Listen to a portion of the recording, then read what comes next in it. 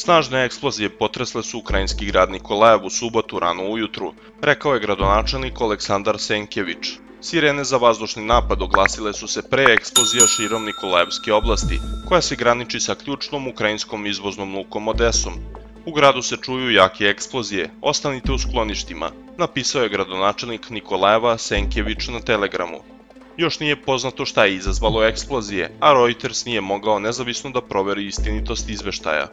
Eksplozije su sravnile sa zemljom deo stambene zgrade u petak dok su stanovnici spavali, što je poslednja u nizu ruskih raketnih napada, za koje Ukrajina tvrdi da su usmereni na civile. U svom kasnonoćnom videoobraćanju u petak, ukrajinski predsednik Vladimir Zelenski osudio je napade kao svesni, namerno usmereni ruski teror, a ne grešku ili slučajan raketni napad.